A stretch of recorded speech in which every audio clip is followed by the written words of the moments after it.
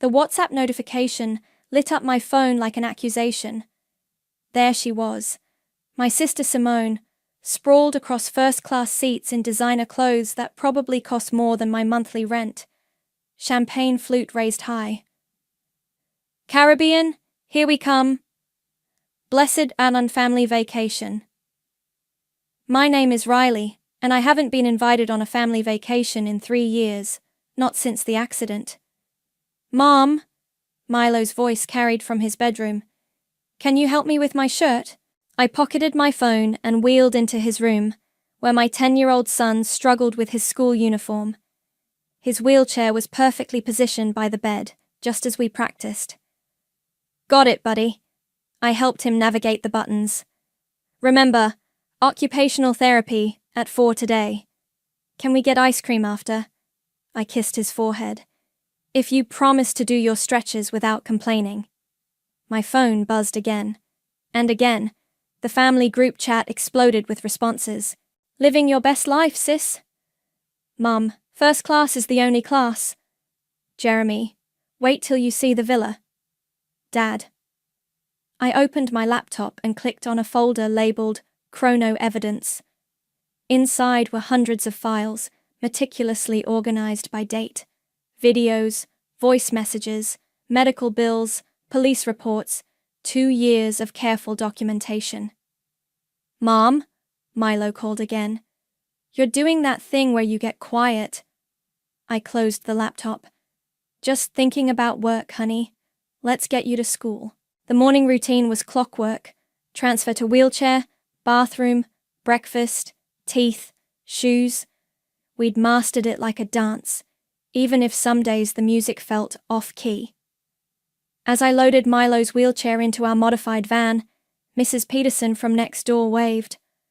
Riley, did you see the news about that drunk driver getting 20 years? Justice served, right? My hands tightened on the wheelchair straps. Sometimes justice takes longer than we'd like. At Milo's school, I watched him wheel himself toward his friends. He was laughing, telling some joke that had them all giggling. My brave boy, who never complained about the life that was stolen from him. My phone rang. Simone's face filled the screen. Riley. Her voice cracked. I need you. I really messed up. What's wrong? I can't tell Mom and Dad. They'll kill me. I need money. 10,000. Please.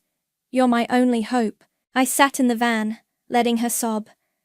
The same sister who stumbled behind the wheel that night, who let our parents cover it up, who never once visited Milo in the hospital.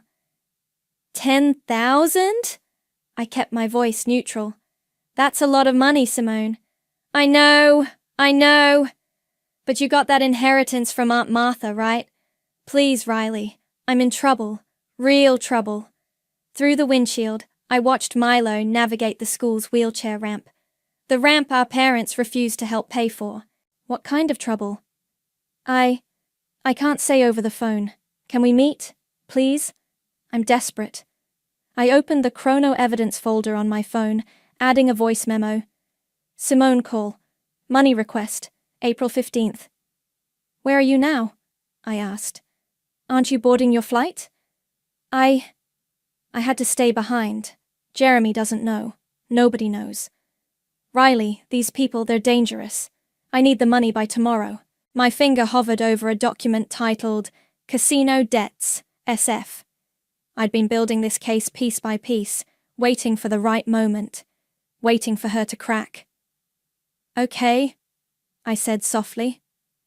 Let's meet. Tell me where.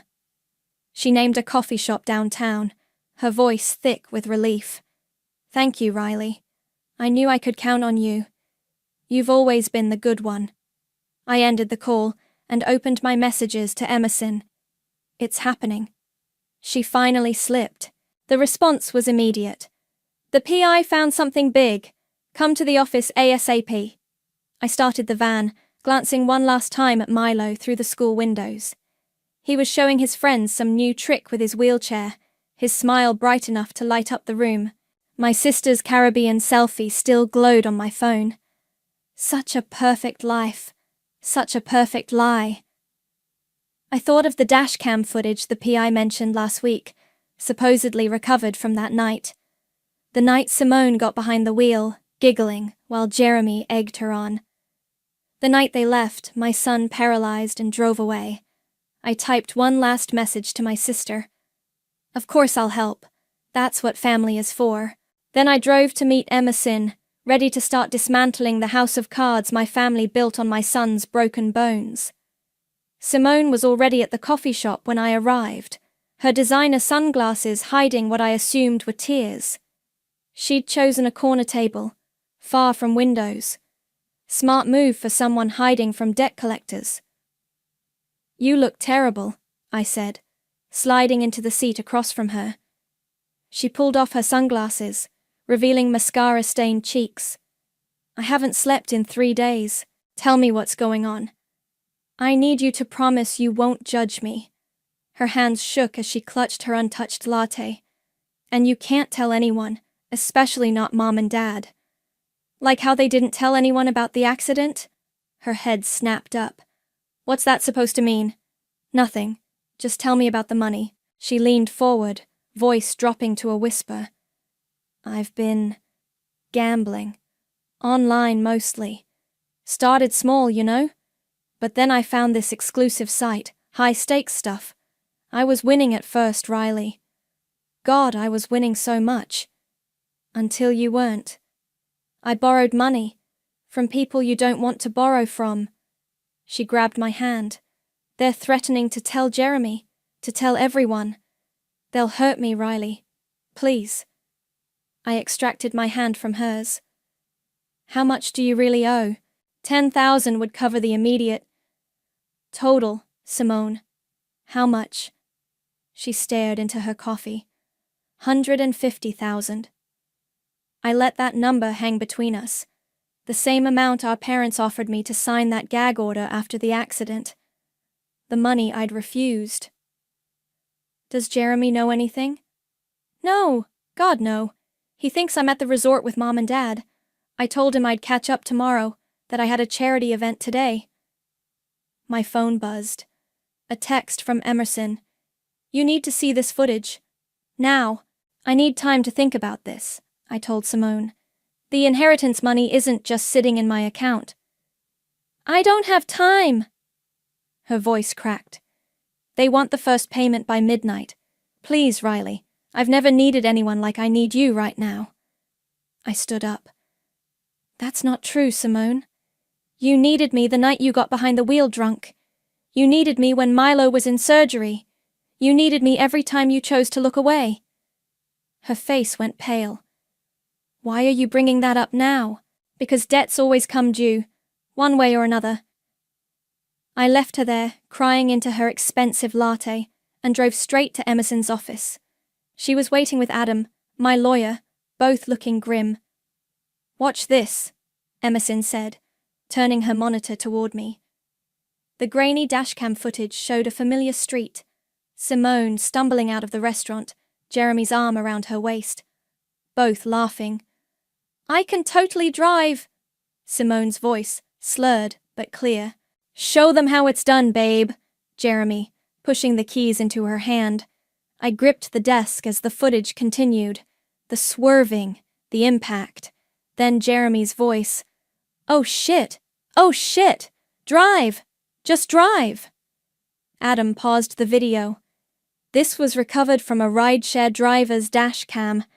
He was parked across the street that night, never came forward because your father's firm had connections to his employer. But now he's retired, Emerson added, and feeling guilty. My phone lit up with texts from Simone. Please call me back. I'm begging you. They're going to hurt me. What's our next move? I asked Adam. We file tomorrow. The gambling debts actually help us. Shows a pattern of reckless behavior. The timing's perfect. I thought of Milo, who would be finishing school soon, who still asked sometimes why Aunt Simone never visited anymore. Do it, I said. File everything. Emerson touched my arm. Are you sure? Once this starts, My family spent 3 years pretending nothing happened. They holiday in the Caribbean while I take my son to physical therapy. They deserve everything that's coming. My phone rang. Mom's face appearing on screen. I answered on speaker. Riley, your sister is hysterical. What did you say to her? Nothing she didn't need to hear. She says you threatened her. After everything we've done for you. Everything you've done for me? I laughed. Tell me, Mom, how's the resort? Is the view as nice as it looks in Simone's selfies? Don't be bitter, Riley. You know we couldn't bring Milo. The resort isn't equipped. I met Emerson's eyes as she handed me the final lawsuit documents. You're right, Mom. It's time everyone was properly equipped to handle the truth. I hung up and signed my name on the dotted line, remembering Simone's words from the coffee shop. I've never needed anyone like I need you right now. She was wrong about that too. She needed me to finally make her pay. I watched the dashcam footage for the 6th time in Adam's office, each viewing making my hands shake harder. The way Simone laughed before the impact, the sound of screeching tires, Jeremy's voice urging her to flee. The statute of limitations hasn't run out, Adam said, closing his laptop. And with this evidence, plus the gambling debts showing an ongoing pattern of reckless behavior. My phone buzzed. Simone again. They're sending people to my house. Please, I'm scared. She's spiraling, Emerson said, reading over my shoulder. How much do you want to bet those gambling debts are way more than she's admitted? Call Uncle Spencer, I told her. He's always been the family gossip. Tell him you're a concerned friend who overheard something at the country club about Simone's gambling. Emerson grinned, already dialing. She put it on speaker. Spencer speaking. Hi, I'm so sorry to bother you. Emerson's voice dripped with concern. I'm a member at Rolling Hills, and I overheard something disturbing about your niece Simone. About some dangerous people she's involved with. What kind of people? His interest was immediate. Oh, I shouldn't say more. I know how respected your family is. I'd hate for anything to damage that reputation. 20 minutes after hanging up, my father called. What's this about your sister gambling? His voice was tight with anger. Why don't you ask her? I kept my tone neutral. Oh, wait, she's supposed to be with you in the Caribbean. Don't get smart with me, Riley. If you know something, like how you knew something the night of Milo's accident, that kind of something. Silence crackled over the line. We did what was best for everyone, he finally said. The settlement, the hush money you mean, the money I refused. You're still angry, I understand that, but dragging up the past. The past? I laughed. Dad, I live the past every day, every time I lift Milo into his wheelchair, every time he asks why his legs won't work, every time Simone posts another perfect Instagram photo, pretending she's not a drunk driver who destroyed her nephew's life. That's enough, he barked. What do you want? I want justice. Justice, he scoffed. You want revenge. Maybe they're the same thing.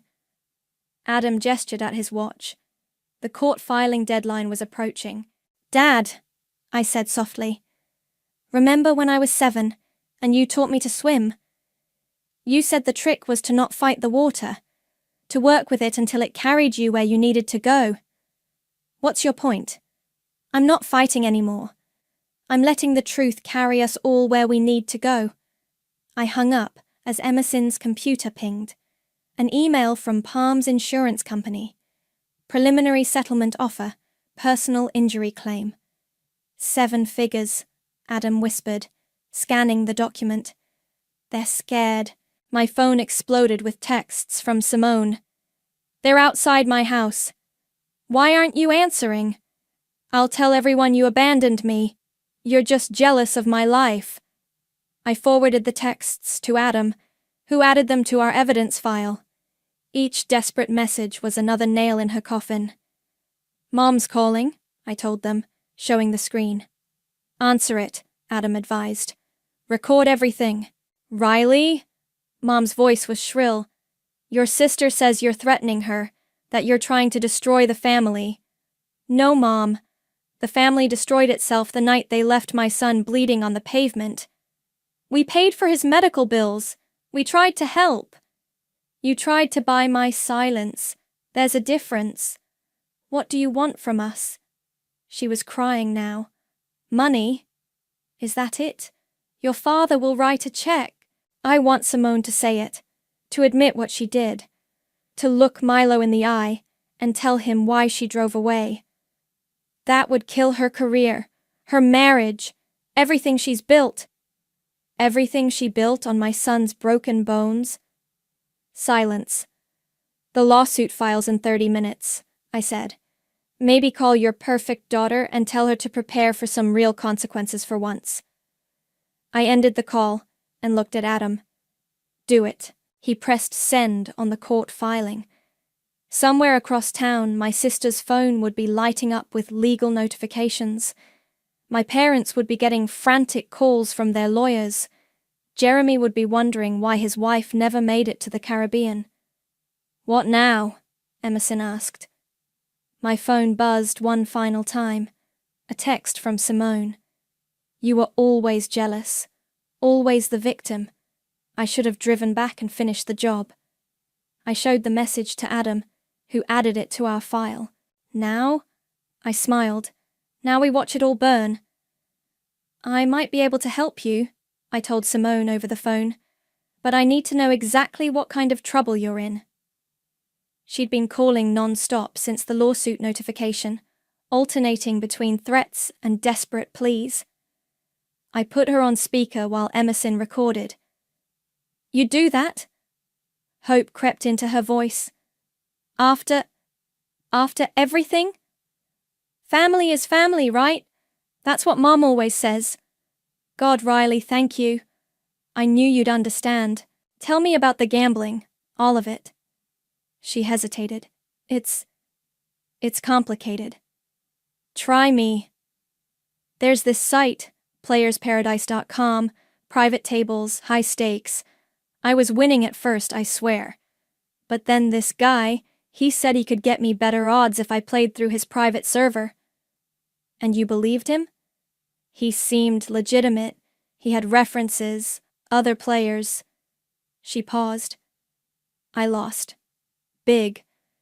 Then he offered to let me play on credit. How much, Simone? 300,000. I let the number hang there. Twice what she'd admitted at the coffee shop.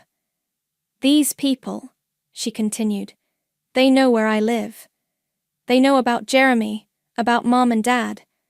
One of them said they'd break my legs if I didn't pay. Like Milo's legs? What? Why would you... Her voice hardened. Is that what this is about? You're still obsessed with the accident? The hit and run, you mean? Stop it. I need help, and you're playing games. No games, just truth. Finally, my other phone lit up. Jeremy calling. I switched lines. What the hell is going on? He demanded. I'm getting calls about a lawsuit? Ask your wife about the gambling debts. Ask her where she really is right now. What gambling? He stopped. Simone's not at the resort? Check your joint accounts, Jeremy. Check them now. I heard typing, then a sharp intake of breath. Oh my God. Oh my fucking God. While you're at it, ask her about the dashcam footage from the night of the accident, the one where you told her to drive away from my son. The line went dead. Emerson's computer pinged. An email from a local news station requesting comment on the lawsuit. It was starting. My phone buzzed again. Simone. Jeremy's threatening divorce. You ruined everything. I texted back. No, you did that yourself. One bad choice at a time. Then came the voicemail. Simone, sobbing. I'm going to kill myself. I'm in the bathroom with pills. This is your fault. All your fault. I forwarded it to Emerson, who made a call. 5 minutes later, she confirmed. Police did a welfare check. She's at Starbucks, very much alive, making a scene. Mom was next. Your sister is having a breakdown in public. Are you happy now? Was I happy when Milo had his breakdown? When he realized he'd never walk again? That's different. You're right, that was real. The calls kept coming. Uncle Spencer, do you know what this will do to the family name? Aunt Patricia, your poor sister, how could you? I blocked them all, one by one, like cutting dead branches from a dying tree. Adam called with updates. The lawsuit was gaining traction. Local news had picked up the story. Social media was buzzing. Then came Simone's Instagram post, a perfectly staged photo of pills scattered across a marble counter. Caption, "Goodbye, cruel world. I'm sorry I wasn't perfect enough for some people." Comments flooded in. "Stay strong. We love you. Your sister is so toxic." I screenshot everything for the file. Emerson texted, "Check, Twitter." Simone Fernandez was trending. Her followers were split, half supporting her victim narrative, half digging up old posts about her luxury lifestyle. Someone had found a video from 3 months ago. Simone, drunk at a charity gala, joking about, "That time I totally crashed my car, but Daddy fixed it." The dominoes were falling. My phone lit up with an unknown number. "Is this Riley?" A man's voice, professional. "I'm from TMZ. We'd like to talk about your sister's hit-and-run incident." "No comment," I said, then paused. "But you might want to look into playersparadise.com. Ask about their high roller tables. More calls, more messages, more chaos." Finally, a text from Jeremy. I checked the accounts. She emptied everything, even Milo's trust fund. I smiled. We'd moved that money months ago, waiting for exactly this. Emerson brought me coffee as we watched Simone's carefully curated world implode in real time. "You okay?" she asked. I showed her my phone, a photo Milo had just sent from his school's science fair. He was beaming, proudly displaying his first-place ribbon. "I'm perfect," I said. "For the first time in years, everything's exactly how it should be." My phone buzzed one last time. A text from Simone. "Please, I'll do anything." I replied, "I know, that's the problem." The family estate looked exactly as I remembered.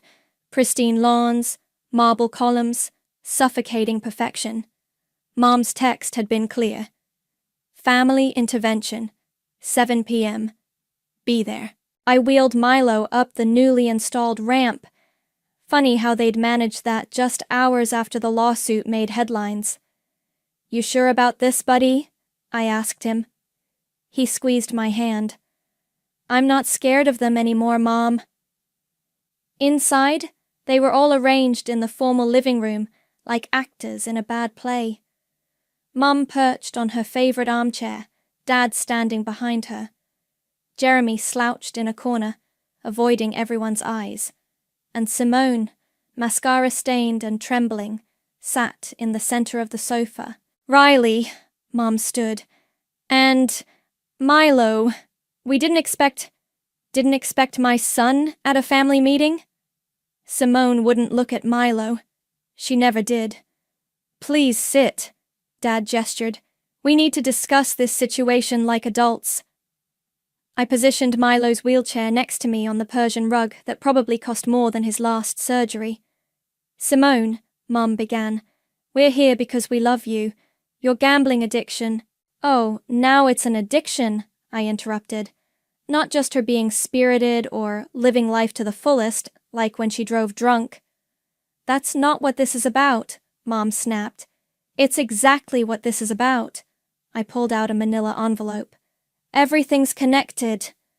Simone finally spoke, voice cracking. "What's in there?" "The truth. Every receipt, every text, every security camera footage from that night. The dashcam video of you laughing while you drove away from my son." "You're lying," she whispered. I slid out a photo. Her car, front end damaged, hidden in Uncle Spencer's garage the day after the accident. Spencer promised he destroyed those, Dad said quietly. Spencer got sloppy after his third divorce. Amazing what his ex-wife kept in her files. Jeremy pushed off from the wall. I should go. Sit down, I ordered. You're in these photos too. Remember holding Simone's hair back while she vomited in the garage? Right after you told her to flee the scene? He sank back down. What do you want? Mom's voice shook. Money? We can pay. I want her to look at him. I pointed at Milo. I want her to finally look at what she did. Simone's eyes darted to Milo, then away. Look at him. I can't, she screamed. Why not? Because I was supposed to be perfect. She hurled her wineglass against the wall. The perfect daughter, the perfect wife, the perfect social media influencer. And I ruined it. Is that what you want to hear? Milo spoke up, his voice clear and strong. I forgive you, Aunt Simone. The room froze. What? She whispered. I forgive you. Not because you deserve it, but because hating you is exhausting. Simone crumpled, sliding to the floor. I'm sorry, God, I'm so sorry. Sorry doesn't fix his legs, I said, pulling out more documents. But this might help others. Dad recognized the paperwork first. You're not just suing us. You're going after the country club that served her alcohol, the valet who gave her keys back, our lawyer who covered it up. Everyone who helped hide the truth. Every single one. Mom lunged forward, hand raised to slap me. I caught her wrist. Try it, I said softly. Give me one more thing to add to the lawsuit. Jeremy's phone buzzed. He checked it, face paling. TMZ just ran the story, with the dashcam footage. Simone screamed, scrambling for her phone. Her Instagram followers were already dropping by the thousands. Your choice, I told them all. We can settle this quietly, with a full confession, compensation for Milo's ongoing care, and a substantial donation to drunk driving prevention programs. Or what? Dad demanded. Or I let the media dig deeper. They're very interested in the family that covered up a hit and run. I hear Netflix is already calling about rights to the story. Mom collapsed into her chair. You're destroying us. No, Milo said. You destroyed yourselves. Mom's just turning on the lights. I handed each of them a document. Sign the settlement by midnight or tomorrow I give my first television interview. You wouldn't, Simone breathed. I stood, gripping Milo's wheelchair handles. 3 years ago, I begged you to take responsibility. You chose image over truth. Now, I choose justice over family. We turned to leave. Behind us, I heard papers rustling, Mom crying, Simone's broken whispers. At the door, Milo looked back. By the way, Aunt Simone, those casino guys you're scared of, Mom already reported them to the FBI. You're welcome. We left them there, surrounded by their shattered perfection, finally facing the truth they'd tried so hard to bury. My phone buzzed. Adam texting. TMZ story hitting 1M views. You ready for tomorrow? I looked at Milo, who smiled and nodded. Ready, I typed back. Time to tell our story. The morning after the intervention, my phone wouldn't stop buzzing. Justice for Milo was trending. Simone's Instagram followers had dropped by 500,000 overnight. 3 brands had already dropped her sponsorship deals. Mom, Milo called from the living room. We're on TV. The local news was running the dashcam footage on a loop. Simone stumbling to the car. Jeremy laughing. The impact. The escape. My phone rang. Jeremy. Make it stop, he pleaded. My company's board is meeting this afternoon. They're talking about moral character clauses in my contract. Karma's interesting, isn't it? I'll testify, he said quickly. Against Simone. About everything. The drinking, the cover-up, your father's bribes to the police. Send it in writing to Adam. Every detail. He hung up as another call came in. Simone's agent. Listen, she started. This could work for everyone. Simone does a tearful interview, admits her mistakes, starts a foundation for drunk driving victims. People love redemption stories. My son's paralysis isn't your client's redemption arc. Think about it. Oprah would. I hung up. Emerson arrived with coffee and news. Your parents' country club suspended their membership. Your dad's law firm partners are calling an emergency meeting. And Simone's being dropped from the hospital charity board. My phone buzzed with a text from Mom. Your father's having chest pains. Are you happy now? I showed Emerson, who snorted. Classic manipulation. Want to bet he's perfectly fine? Mom? Milo wheeled over. Someone's at the door. Through the window, I saw Simone standing on our porch. No makeup, wearing sweatpants. I'd never seen her like this. Stay here, I told Milo, and opened the door. They're going to arrest me, she blurted out. The police reopened the case. Jeremy's talking to them. Good. Please. She grabbed my arm. I'll lose everything. Like Milo lost his ability to walk? I'll do anything. I'll confess. I'll pay whatever you want. You had 3 years to do that. She sank to her knees. They're saying I could get 5 years. Actual prison. Me. The average sentence for hit and run with serious injury is 8 to 15 years, I said. Dad's legal connections got you a deal last time. Not anymore. Riley, please, we're sisters. We stopped being sisters the moment you drove away. My phone buzzed. Adam calling. I left her crying on the porch. The DA wants to meet, he said. They're considering criminal charges against your father too. Obstruction of justice. Witness tampering. Good. Riley, he hesitated. Your mother's doing an interview right now. Local news. It's not good. I switched on the TV. There was Mom, perfectly coiffed, tears strategically falling. My daughters were always so close, she was saying. But Riley, after the accident, she changed, became bitter, obsessed with revenge. We tried to help, offered money, but she wanted to destroy our family. Milo wheeled closer. Grandma's lying again. Yes, she is. Why do they keep lying? Because the truth hurts more than they can handle. My phone exploded with notifications. Mum's interview was backfiring spectacularly. Social media was shredding her, calling out her victim-blaming and manipulation. Another text from Jeremy. Simone overdosed. She's at Memorial Hospital. Real or fake this time? Emerson asked, reading over my shoulder. I called the hospital. Hi, my sister Simone was supposedly brought in for an overdose? Oh, Mrs. Fernandez. She's in the cafeteria getting coffee. Would you like me to transfer you? I hung up. The doorbell rang again. This time it was Dad, looking aged and desperate. The firm voted, he said quietly. They're asking me to retire. 30 years of partnership. Actions have consequences. I was protecting our family. No. I showed him my phone, a photo of Milo in his hospital bed after the accident. You were protecting your reputation. There's a difference. He stared at the photo, finally seeing what he'd tried so hard to ignore. What do you want? He asked, defeated. I want you all to face what you did. Really face it.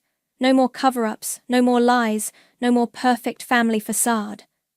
And then justice takes its course for all of you. He nodded slowly, turned to leave, then stopped. For what it's worth, I'm sorry. Not for protecting Simone, but for failing you. For failing Milo. I know, I said, but sorry isn't enough anymore. I closed the door and held Milo close, watching through the window as my father walked away, shoulders bent under the weight of consequences too long delayed. My phone buzzed one last time. The DA's office. Press conference tomorrow. Be ready. We were ready. We'd been ready for 3 years. The courthouse steps were packed with reporters. Milo gripped my hand as we made our way through the crowd, his wheelchair expertly handled by Emerson. Mrs. Fernandez! Any comment on your sister's arrest? Is it true your father's firm covered up the accident? Adam met us at the entrance. Simone's inside. She took the plea deal. How long? I asked. 3 years, with possibility of parole after 18 months, plus restitution. That's it? She agreed to testify against your father. The DA's more interested in the cover-up conspiracy than the original crime. Inside, the courtroom was standing room only.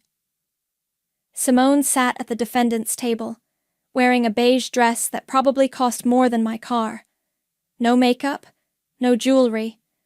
Her lawyer had clearly coached her on appearing humble. Mom and Dad sat in the front row, both looking shell-shocked.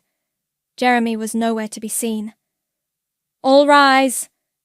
The judge entered, and the proceedings began. I squeezed Milo's shoulder as Simone approached the podium. Would you please state your name for the record? Simone Marie Fernandez. And you understand the terms of your plea agreement?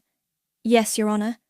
Please tell the court in your own words what happened on the night of April 12th, 3 years ago. Simone gripped the podium. I was drinking at La Maison restaurant, celebrating a new sponsorship deal. I had too much champagne. Jeremy and I were arguing about who should drive. And then, I got behind the wheel.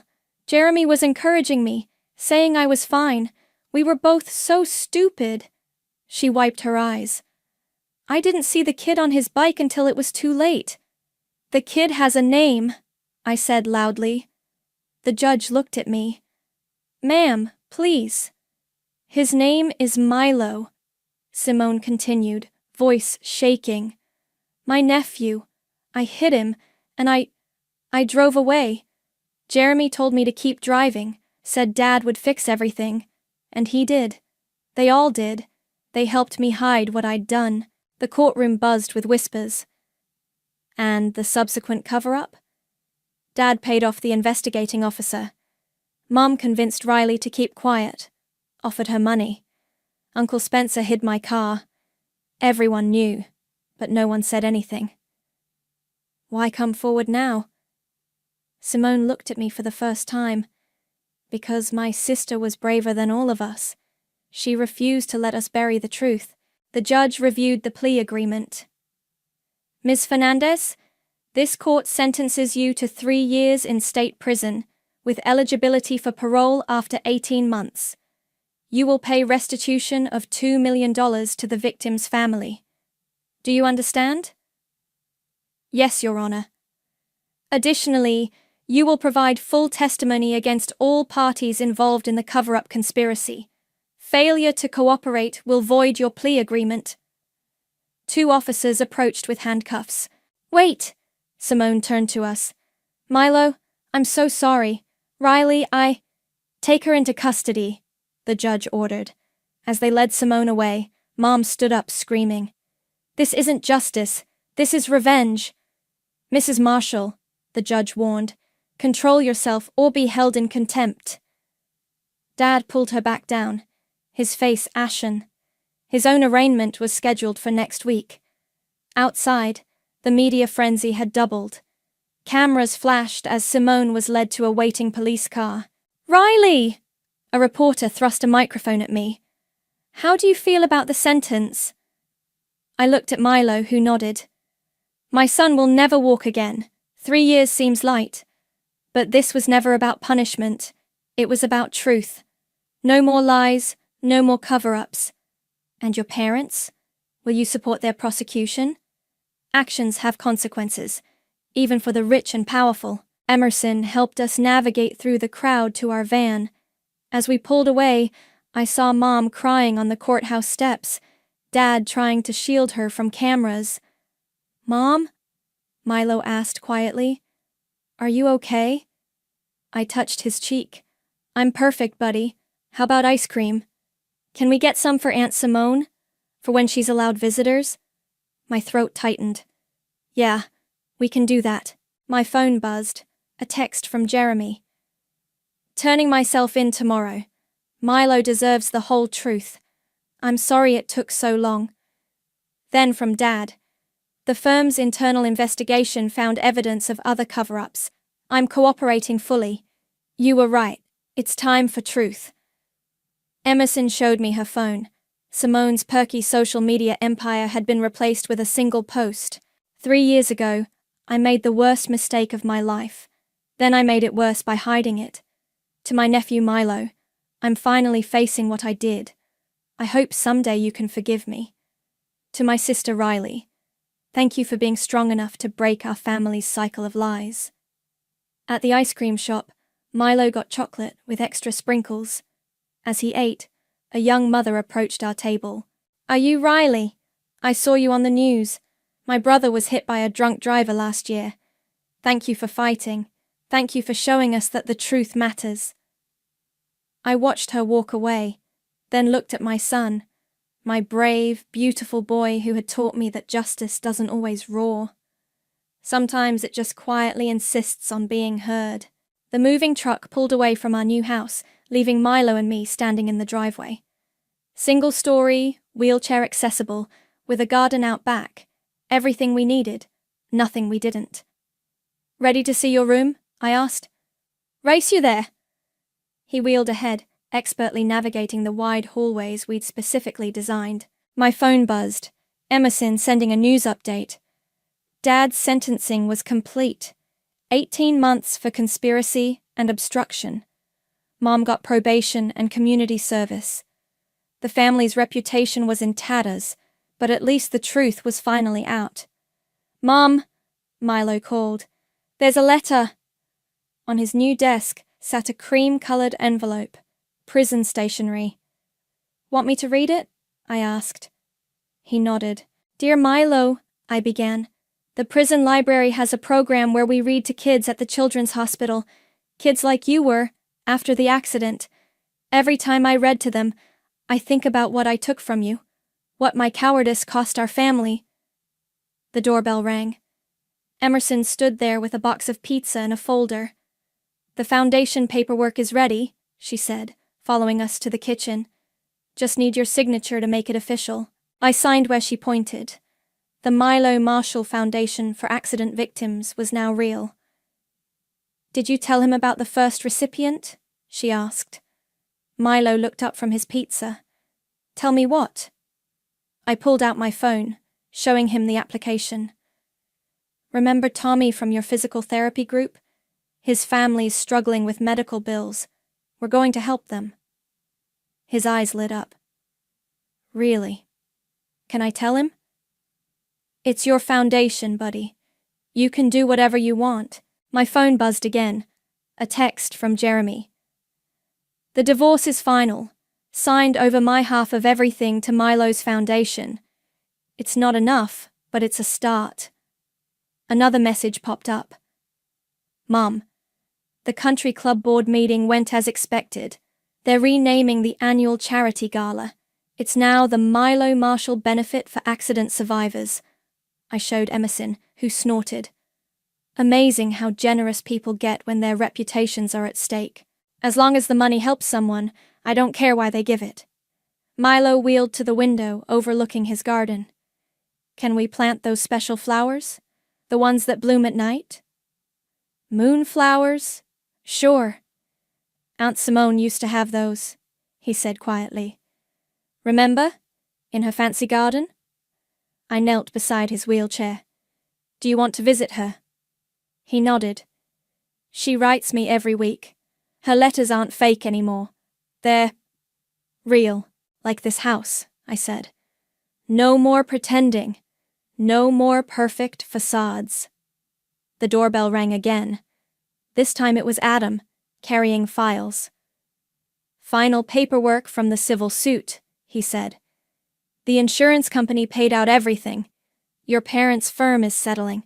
Even the restaurant where Simone was drinking that night. Good, I said. It all goes to the foundation. Mom? Milo called from his room. Can you help me hang this? He held up a framed photo. Our old family portrait from before the accident. Everyone smiling. Perfect. Fake. Are you sure that's the one you want? He shook his head and pulled out another photo. Him and me at his science fair. both grinning real grins, his wheelchair visible and unashamed. "This is better," he said. "This is true." My phone lit up with a final text from Simone. "My cellmate's daughter is paralyzed. I'm teaching her mom about resources, support groups, everything I should have learned for Milo. Thank you for making me face this. For making me better." I deleted the message without responding. Some bridges take longer to rebuild. "Hey, Mom," Milo called. "Can we order one of those special gaming chairs? The kind that lets me play basketball in virtual reality?" "Already did. Should be here next week." He beamed. "Our new house is perfect." "Not perfect," I corrected. "Real. There's a difference." Emerson helped us unpack boxes while Adam sorted paperwork.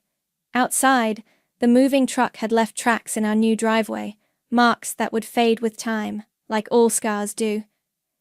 My phone buzzed one last time. A message from an unknown number. "Saw your story online. My brother's drunk driving case got buried by rich lawyers. Can you help?" I showed it to Adam, who nodded. "The Foundation's legal aid program starts next month." I typed back. "Yes, truth matters. Justice matters. Let's talk." Milo wheeled over with his science homework. "Mum, will you help me with my project? It's about action and reaction. How everything we do has consequences." I hugged him close, breathing in the scent of his hair. "Yeah, buddy. I know exactly what you mean." We sat together in our real house, with our real lives, finally free from the weight of other people's lies. Not perfect, not pristine, just true, and that was everything.